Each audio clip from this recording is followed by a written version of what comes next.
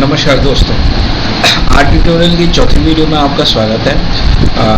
I hope मेरी जो 3 video आज ट्यूटोरियल की होंगी वो आपने एंजॉय की होंगी और कुछ नया सीखने को आपको मिला होगा उसमें। तो मैं आपका ज़्यादा समय ना लेते हुए वीडियो को स्टार्ट करता हूँ।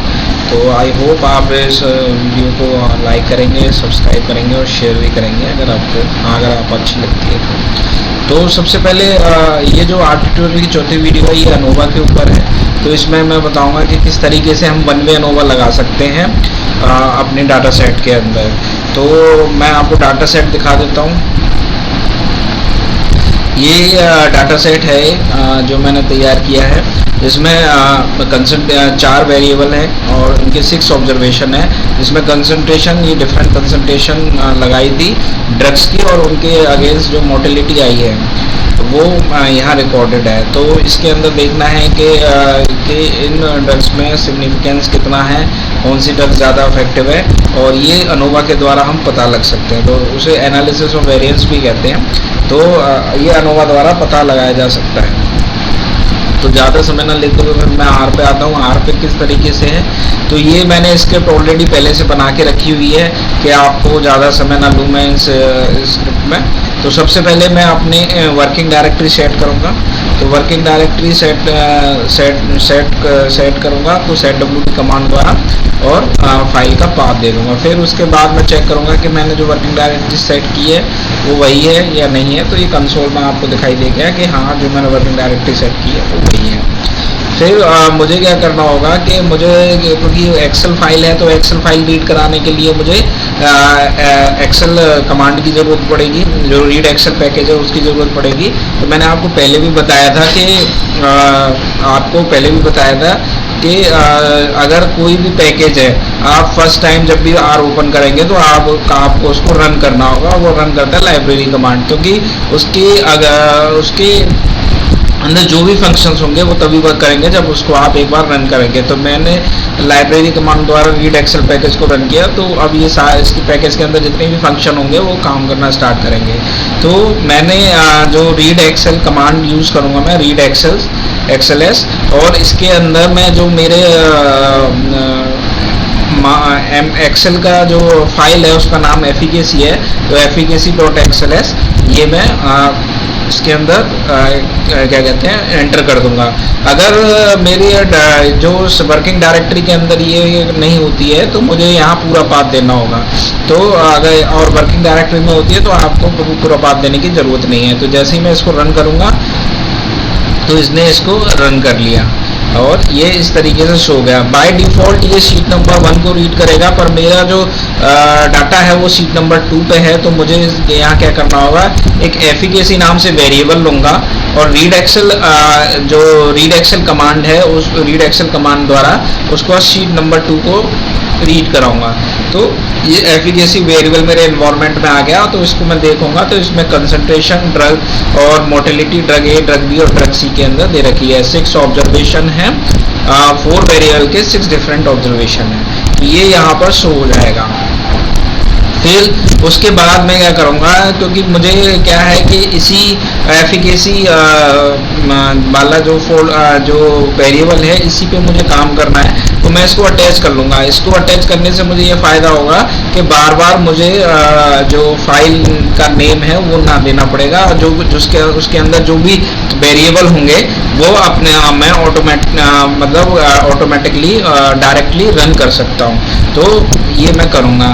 फिर मुझे जो इसके अंदर ज़रूरत है, जब मैं अनोवा लगाऊंगा, क्योंकि कंसंट्रेशन सबकी सेम है तो खाली मोर्टेलिटी डिफरेंट है, तो मैं क्या करूँगा, उस ग्रुप को अलग से ग्रुप बना लूँगा और कंबाइन ग्रुप नाम से एक वेरिएबल असाइन करूँगा। तो और जो कंबाइन करने के लिए जो इन ग्रुप को कंबाइन करने के लिए कमांड यूज होगी वो सी बाइंड नाम से कमांड होती है। ये क्या करेगी, इनको एक अलग से ग्रुप बना के तैयार कर देगी। डाटा फ्रेम के अंदर आती है ये और बेस पैकेज में होती है।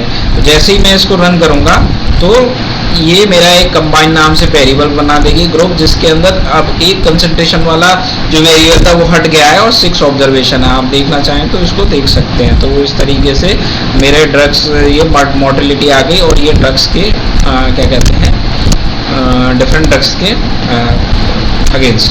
तो ये इसको करने के बाद जब मुझे अनोवा लगाना है तो मुझे डाटा स्टैक फॉर्म में चाहिएगा। डाटा स्टैक फॉर्म का मतलब क्या है कि जो वैल्यूज है, कंसंट्रेशन की वैल्यूज हैं वो एक तरफ आएंगी, और जो फैक्टर है, जो फैक्टर कौन सा है, drug A, drug B, drug C, यानी कि वेरिएबल है, वो एक साइड आने चाहिए। तो उसको मुझे स्टैक में करने के लिए मुझे स्टैक कमांड यूज करनी होगी, और उसके लिए मैं एक और वेरिएबल असाइन करूंगा, स्टैक अंडरस्कोर डाटा, और इसको रन करा दूंगा। जैसे ही मैं इसको रन कराऊंगा तो स्टैक डॉट डाटा के नाम से ये हो गया, और इसके अंदर क्या हो गया, 2 वेरिएबल हो गए और 18 ऑब्जर्वेशन हो गई।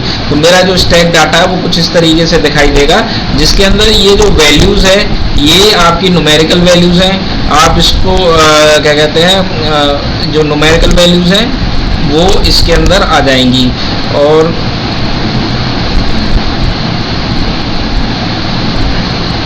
न्यूमेरिकल वैल्यूज के अंदर आ जाएंगी। और ये जो है ये यहाँ शो करेगा कि ये कॉलम 1 न्यूमेरिक वैल्यू है, और इसकी रेंज 10 से 100 तक के बीच की इसकी वैल्यू है। और जैसे ही ये क्या कहते हैं सेकंड वाले कॉलम को आप देखेंगे तो ये कॉलम में जो वैल्यूज एंटर है वो फैक्टर में है, और इनके 3 लेवल हैं, ड्रग ए, ड्रग बी और ड्रग सी। तो इस तरीके से मेरा डाटा स्टैक्ड हो जाएगा। तो आप इस तरह इस डाटा को भी स्टैक कर सकते हैं, और अनोवा के लिए स्टैक डाटा यूज होगा। अब मुझे अनोवा लगाना है। अनोवा के लिए जो कमांड यूज होगी वो AOB होगी। तो मैंने यहाँ अनोवा अंडरस्कोर रिजल्ट नाम से एक वेरिएबल असाइन किया है, और AOB कमांड द्वारा वैल्यूज जो मैंने आपको दिखाया था, जिसके अंदर वैल्यू कैसी है, न्यूमेरिकल वैल्यू है, और जो फैक्टर कॉलम है वो दोनों उनके बीच में मैं अनोवा लगाऊंगा, और डाटा कैसा है मेरा स्टैक्ड है। तो ये यहाँ पर देने के बाद जैसे ही मैं इसको रन करूंगा तो इसमें अनोवा लग जाएगा। पर इसके अंदर जो रिजल्ट है आप अगर देखना चाहेंगे तो आप इसको मतलब रीडेबल नहीं है, तो इसको रीडेबल बनाने के लिए मुझे समरी कमांड यूज करनी होगी। समरी कमांड यह करती है जो स्टैटिक्स के जितने भी हैं उसको रीडेबल बनाने में काम करती है। मैं आपको बाद में भी दिखाऊंगा कि किस तरीके से हम डिफरेंट वेरिएबल्स का क्या कहते हैं समरी कमांड देते ही जो स्टैक्ड होता है, मीन, मीडियन और क्वार्टाइल वगैरह, वो हम फाइंड कर सकते हैं। जैसे ही मैं इसको समरी कमांड में दूंगा तो कंसोल मेन्यू के अंदर मेरा अनोवा का रिजल्ट आ जाएगा, जिसमें कि डिग्री ऑफ फ्रीडम 2 थे, और क्या कहते हैं ये स्क्वायर मीन स्क्वायर वैल्यू आ गई, और जो F की वैल्यू है जिसे हम F वैल्यू कहते हैं, जो अनोवा की वैल्यू होती है वो 2.204 है। और ये जो लास्ट वाला कॉलम है ये आपका क्या कहता है लेवल ऑफ सिग्निफिकेंस दिखाएगा, जो कि 0.1.4 है। अगर इससे मैं कंबाइन करूं तो इससे ये पता लगता है कि ड्रग्स के अंदर ज़्यादा डिफरेंस नहीं है, मतलब सिग्निफिकेंट इतना अच्छा नहीं है, पर कुछ सिग्निफिकेंट है। तो मुझे वो सिग्निफिकेंट फाइंड करने के लिए क्या करना होगा, मैं बॉक्स प्लॉट ड्रॉ करूंगा। तो बॉक्स प्लॉट मैंने पहले भी बताया था, सिंपली बॉक्स प्लॉट कमांड को जो है उसको रन करेंगे। उसके अंदर मुझे किसके बीच में बनाना है, कंबाइंड डाटा का बनाना। तो ड्रग ए, ड्रग बी और ड्रग सी के अंदर उधर मैं क्या करूंगा, जो मेरे डाटा है उसके क्या कहते हैं जो कोऑर्डिनेट्स हैं, एक्स कोऑर्डिनेट और वाई कोऑर्डिनेट, उनको भी लेबल कर दूंगा कि जो एक्स का कोऑर्डिनेट होगा उसमें क्या आएगा, ड्रग्स आएगा, और वाई का लेबल क्या होगा, मीन % मोर्टेलिटी होगी, और कलर मैंने लाइट ब्लू दे दिया। जैसे ही मैं इसको रन करूंगा तो प्लॉट के अंदर मेरे ये बॉक्स प्लॉट बन के आ जाएंगे। अब अगर मैं इस बॉक्स प्लॉट को देखूं तो सबसे जो इफेक्टिव ड्रग है वो ड्रग बी है, अगर बाकी 2 ड्रगों से मैं कंपेयर करूं।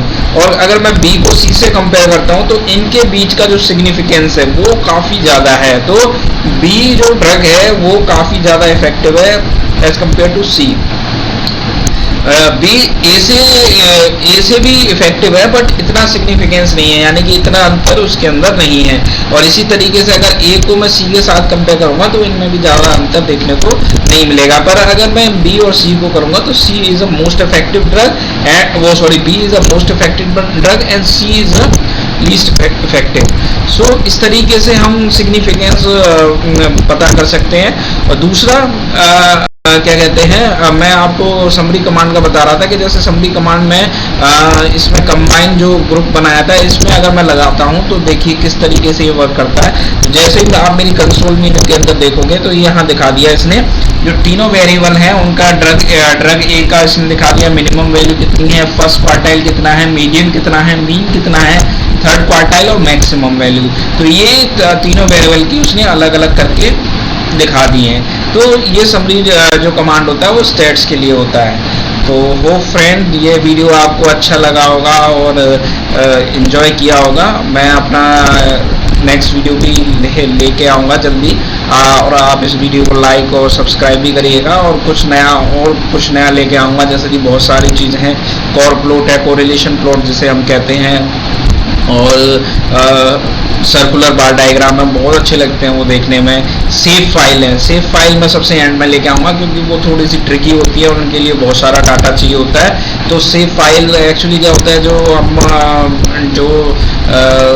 जैसे आपने मैप पे देखा होगा कि दिखाना है कि डिफरेंट रीजन के अंदर कंजप्शन कितना है फर्टिलाइजर्स का, जो मैप्स के अंदर दिखाते हैं, जो कलर कोऑर्डिनेशन के आते हैं वो सेव फाइल द्वारा बनते हैं और वो आर द्वारा बनते हैं। तो वो मैं सबसे एंड में लेके आऊँगा क्योंकि उसके लिए बहुत सारे पैकेजेस और उनकी ज़रूरत पड़ती है। तो फ्रेंड, होप आप वीडियो को लाइक करेंगे, सब्सक्राइब और मुझे फॉलो करते रहेंगे। तो thank you friends, and thank you for watching this video.